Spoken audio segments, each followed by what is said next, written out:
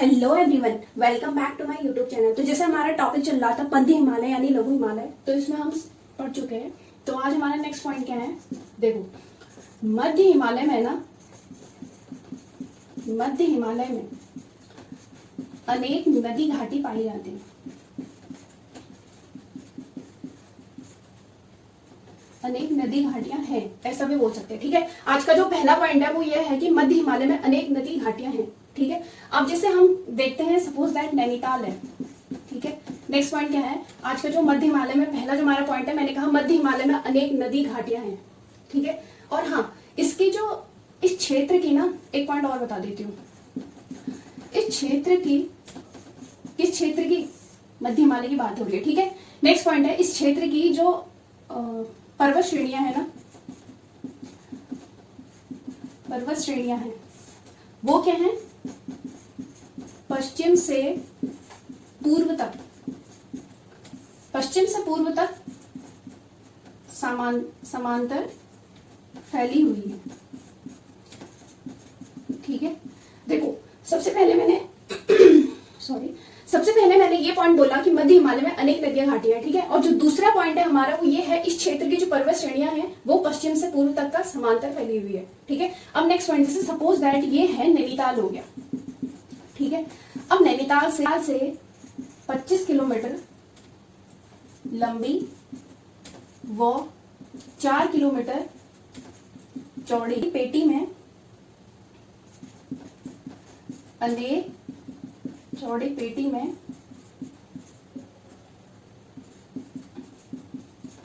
ताल पाए जाते हैं।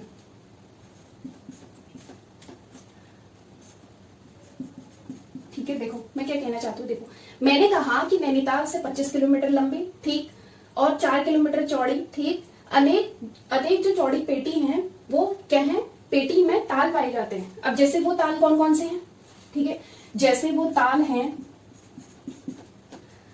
क्या है, सबसे पहले नैनीताल खुद हो गया।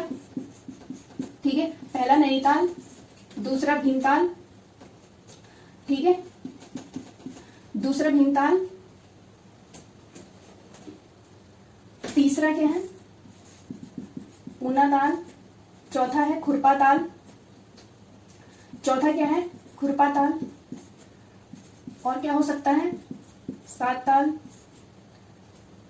छठा सूखा ताल, सातवां सड़िया ताल, आठवां नौकुचिया ताल। ठीक है, देखो नैनीताल से 25 किलोमीटर लंबी व 4 किलोमीटर चौड़ी पेटी में अनेक ताले पाए जाते हैं। ठीक है, अनेक ताले पाए जाते हैं। जैसे सबसे पहला है नैनीताल, दूसरा है भीमताल, तीसरा है पूना ताल, चौथा है खुरपा ताल, पांचवा है सात ताल, छठा है सूखा ताल, और सातवां है तुम्हारा सड़िया ताल, आठवां है नौकुचिया ताल। ठीक है, अब देखो एक पॉइंट और बोल देती हूँ, उसमें बहुत सारे पॉइंट वन पाए जाते हैं।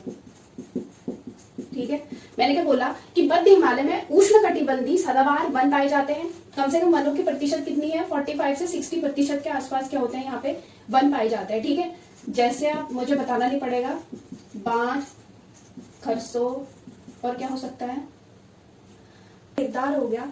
ठीक है, चीड़, देवदार, ठीक है, आदि ये वन यहाँ पे पाए जाते हैं। ठीक है, मैंने क्या बोला, मध्य हिमालय में उष्णकटिबंधीय सदाबहार वन पाए जाते हैं। ठीक है, और वनों की प्रतिशत कितनी पाई जाती है, 45 से 60% के आसपास क्या होते हैं, वन पाए जाते हैं। जैसे बांज हो गया, खरसो हो गया, चीड़ हो गया, देवदार हो गया, आदि। ठीक है, अब नेक्स्ट पॉइंट क्या हो सकता है इसमें, देखो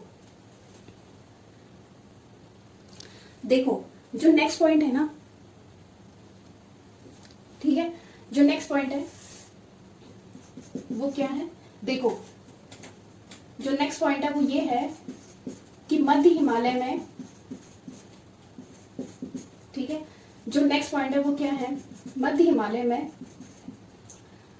सॉरी ना ये गलत हो गया, मध्य हिमालय में शीत ऋतु के समय जो पर्वतीय क्षेत्र है ना वो क्या होते हैं, हिमाच्छादित होते हैं, मतलब कि बर्फ से ढके रहते हैं। ठीक है,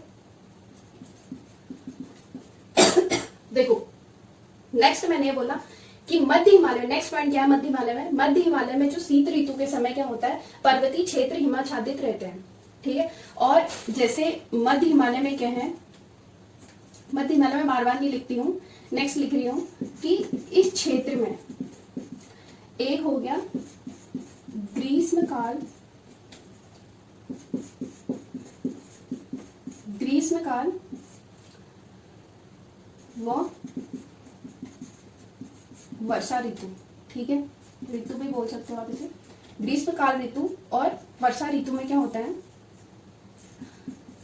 अत्यधिक वर्षा होती है, ठीक है, अत्यधिक क्या होती है, वर्षा होती है, ठीक है।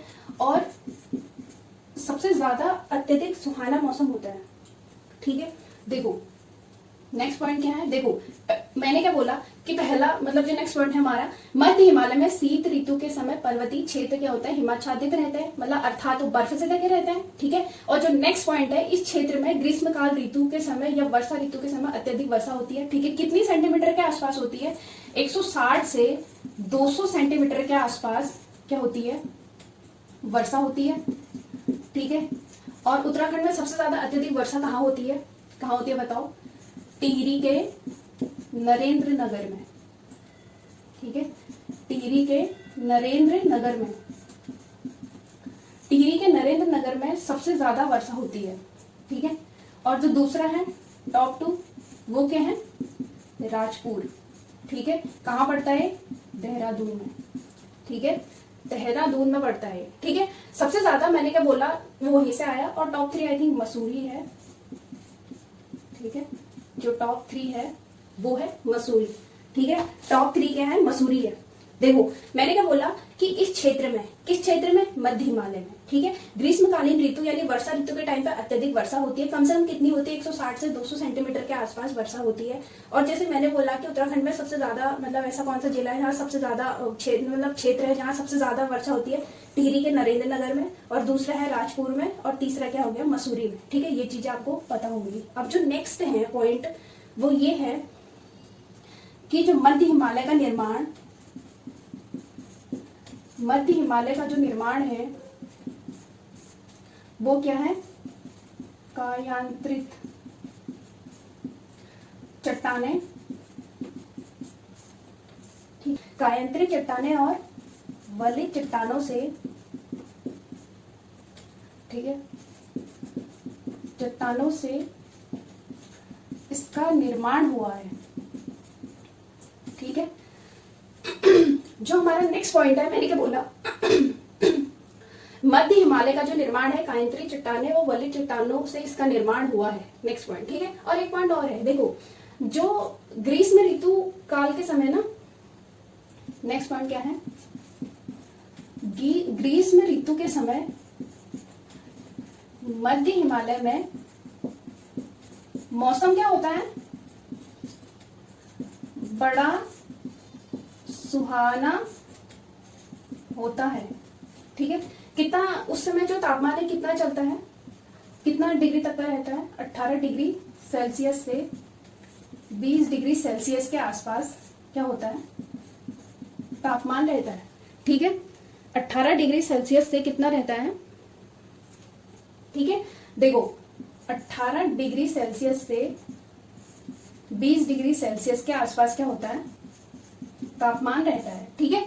अब देखो नेक्स्ट पॉइंट मैंने क्या बोला कि ग्रीष्म ऋतु के समय जो मध्य हिमालय में मौसम बड़ा सुहाना होता है, कम से कम जो 18 डिग्री सेल्सियस से 20 डिग्री सेल्सियस के आसपास क्या होता है, तब तापमान होता है, ठीक है। और मैंने क्या बोला कुछ जो नेक्स्ट पॉइंट है बोला कि मध्य हिमालय का जो निर्माण है, कायांतरित चट्टानें वो वलित चट्टानों से इसका निर्माण हुआ है, ठीक है। और जो सबसे ज्यादा बारिश होती है वो कहाँ होती है, टिहरी के नरेंद्र नगर में होती है। मैंने ये भी बताया कि जो मध्य हिमालय है इसमें जो वर्षा होती है कितनी होती है, 160 से 200 सेंटीमीटर के आसपास वर्षा होती है, ठीक है। सबसे ज्यादा वर्षा कहाँ होती है, टिहरी के नरेंद्र नगर में होती है। टॉप 2 कहाँ होती है, राजपुर यानी देहरादून में। और जो टॉप 3 है वो क्या है, मसूरी में, ठीक है। ये जो 3 क्षेत्र हैं यहाँ पे क्या होती है, सबसे ज्यादा अत्यधिक वर्षा होती है, ठीक है। अब देखो इसकी जो मध्य हिमालय है ना, इसकी जो मिट्टी होती है वो पथरीली होती है, ठीक है। देखो जो मध्य हिमालय है ना, इसकी जो मिट्टी होती है पथरीली होती है, ठीक ठीक है। मध्य हिमालय की जो मिट्टी होती है वो क्या होती है, पथरीली होती है, ठीक है। पर लेकिन ऐसा नहीं है, यहाँ पे पर्वत और घाटियों में कृषि की जाती है, ठीक है। कृषि की जाती है, मतलब कि देखो मध्य हिमालय की जो मिट्टी है, ठीक है, वो पथरीली होती है, लेकिन यहाँ पे जो कृषि है वो पर्वत और घाटियों के उसमें की जाती है, ठीक है। जैसे अलकनंदा की घाटी है, ठीक है, वहां पे काफी उत्तम प्रकार के धान पाए जाते हैं। जो नदी घाटी है ना, नदी घाटी, जो नदी घाटियां हैं वहां पे गेहूं और धान की फसल होती है अच्छी, ठीक है। गेहूं और धान की फसल सबसे ज्यादा अच्छी होती है। आई होप आपको ये समझ में आ रहा हो, ठीक है। आज का जो मध्य हिमालय है हमारा वो कंप्लीट हुआ। इसके बाद हम पढ़ेंगे महान यानी वृहद हिमालय नेक्स्ट, ठीक है। अगर आपको मेरा कॉन्सेप्ट समझ में आ रहा हो तो प्लीज आप मेरे चैनल पे विजिट कीजिएगा प्लीज, और मेरे चैनल पे तब तक बने रहिएगा। बहुत बहुत धन्यवाद आपका।